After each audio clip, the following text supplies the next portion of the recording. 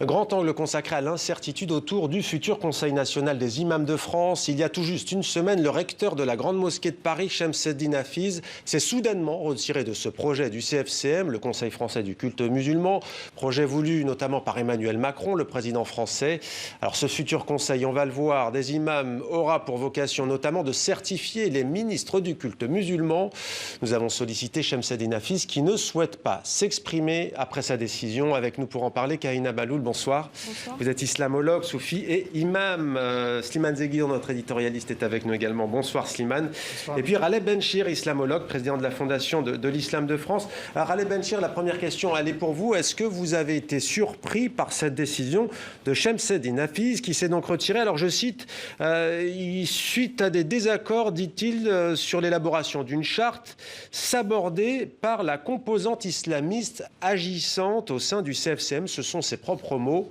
Qu'est-ce que ça vous inspire? Rien d'autre que je suis plutôt triste de ce énième psychodrame. Je n'ai pas à commenter une décision de la sorte. Je dis simplement que le CFCM, son exécutif, son bureau ont toujours été connus depuis sa fondation. On ne découvre pas sa composante islamiste maintenant. Le reste, j'en appelle à plus de sagesse, de cohésion et de volonté de sortir par le haut d'une crise qui a assez duré. Alors, même question, j'allais dire à vous, Kahina Baloul, mais tout de même, je précise avant que le journal français La Croix, aujourd'hui, consacre justement un portrait au recteur Chemseddine Hafiz. Et selon le journal La Croix, eh bien, ceux qui étaient visés, c'est l'ex-UOIF, à savoir les fédérations des musulmans de France et Mili Görüs. Votre réaction ? Eh bien, écoutez, moi, je salue le courage et la fermeté de M. Chemseddine Hafiz parce qu'il ose sortir enfin de la langue de bois qui présidait jusque maintenant au sein du CFCM. Et tout le monde connaissait la présence, effectivement, des courants intégristes au sein de la représentativité du CFCM, mais personne n'osait la dénoncer. Et enfin, quelqu'un qui ose en parler. Mais c'est quoi ce courant intégriste en fait? On sait très bien qu'il y a les frères musulmans et les mouvements des frères musulmans qui est représenté au sein du CFCM. Ça, on le sait très bien. Alors Slimane, le moins qu'on puisse dire, c'est que pas mal de cacophonie au sein de l'islam de France, en tout cas de ses institutions. Mais il y a aussi un quiproquo qu'il faudrait dénoncer, ou en tout cas mentionner.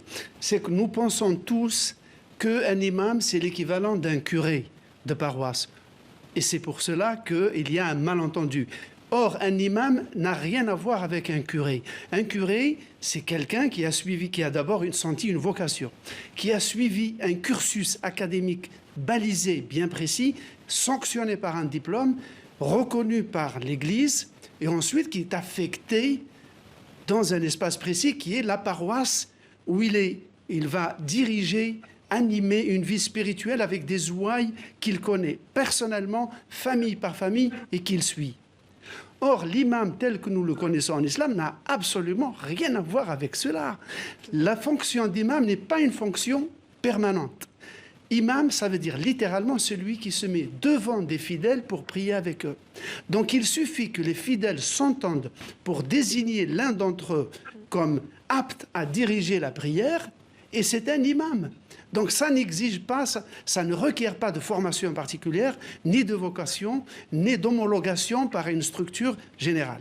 Pour que nous puissions former des imams en France tels que nous l'entendons, il faudrait que la fonction de l'imam, si je puis dire, se christianise d'une certaine manière et qu'on fabrique des imams qui deviennent des imams de paroisse, qui sont ancrés dans un milieu humain qu'ils connaissent et qu'ils gèrent et qu'ils accompagnent spirituellement. Alors, Raleh Benchir, Slimane est entré de plein pied dans le débat sur les imams et ce futur conseil, puisque on voulait poursuivre un petit peu sur cette cacophonie, mais puisqu'on y est, continuons. Vous êtes d'accord avec ce que vient de dire Slimane Zeguidour, Raleh Benchir? En tout cas, au niveau étymologique, il a tout à fait raison. L'imama est la charge de celui qui est devant, qui est à la tête d'eux, qui est assume quelque chose d'important, c'est l'étymologie même du mot. Alors, en ce qui concerne l'acception religieuse, c'est celui qui conduit la prière. Et c'est vrai que c'est beaucoup plus une vocation qu'une profession. Mais c'est quoi le but alors, puisque ce futur conseil, il a quand même pour vocation, on va dire, non pas de former, en tout cas de donner ce label, en fait, au fond. Il faut, me semble-t-il, qu'en France, on ait une instance où les imams soient disciplinés, qu'ils aient la possibilité d'accomplir leur charge. J'ai toujours dit qu'un imam est un thérapeute de l'âme, d'agir d'une manière, dans le cadre républicain et en obéissant aux lois de la République, quelque chose qui soit bien formé. C'est-à-dire un imam, c'est quelqu'un qui doit avoir de la connaissance, de la compétence, qui doit avoir une maîtrise de son sujet. Alors, avant, ce n'était pas une charge à vie. Maintenant, si on professionnalise ce corps d'imam, il faut bien qu'il y ait les bases et les critères sur lesquels cette professionnalisation doit être faite. Kaïna Balloul, ce qui se fait ailleurs.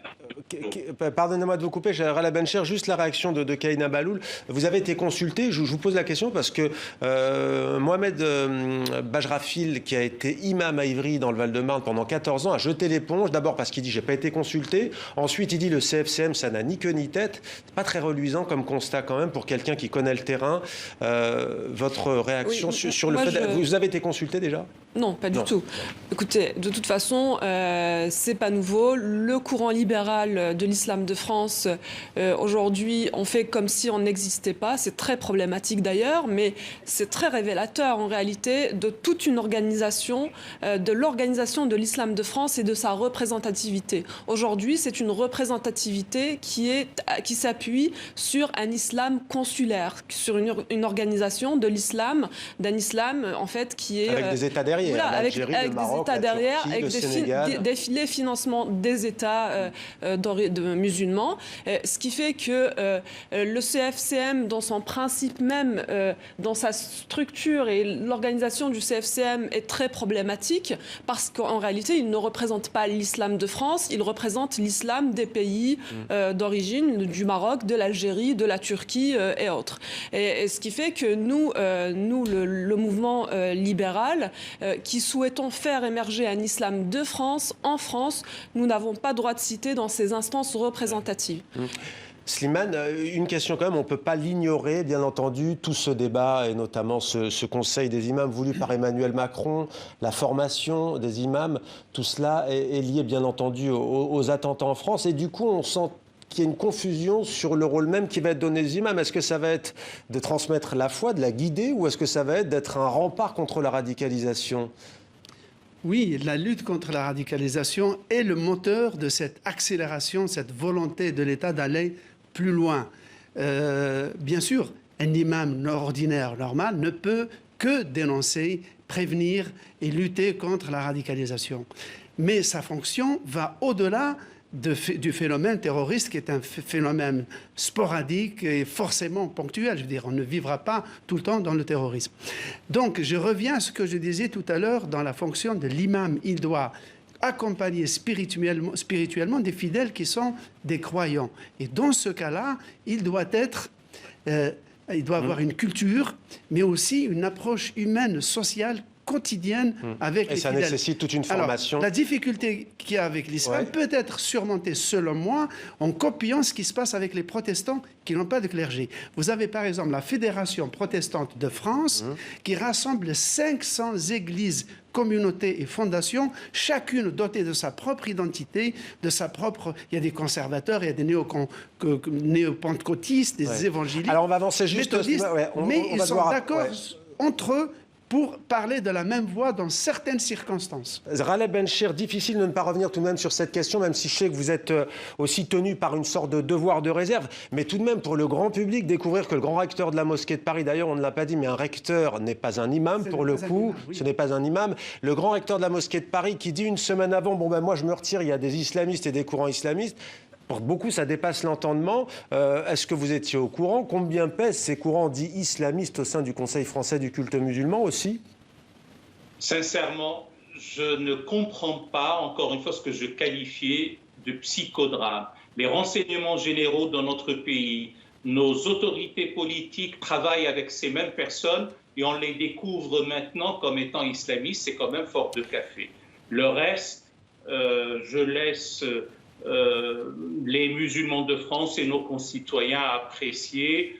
Le rectorat des grandes mosquées requiert aussi compétence, qualité et aussi sincérité. Kahina Bahloul, sur cette réaction, pourquoi est-ce que ce recteur de la Grande Mosquée de Paris le dit maintenant? Est-ce qu'il y avait une omerta? Est-ce que c'est exagéré? Est-ce que oui, c'est ce que je disais tout à l'heure. En fait, je pense que le CFCM a toujours été habitué à fonctionner dans des schémas et souvent hérité d'un système très archaïque et donc une langue de bois qui est très ancrée dans son mode de fonctionnement. Aujourd'hui, c'est vrai, on a l'impression de découvrir d'un seul coup que l'islam radical, que l'islamisme est représenté dans une organisation officielle. On a l'impression de découvrir ça alors que ça existe depuis le départ. Mais Kahina Bahloul, vous dénoncez cet islamisme, mais ce grand recteur-là aussi, du coup, est-ce que vous interrogez sa place à la tête de la Grande Mosquée de Paris et son poids aussi dans l'islam de France, vu qu'il est rattaché clairement à un État, à savoir l'Algérie?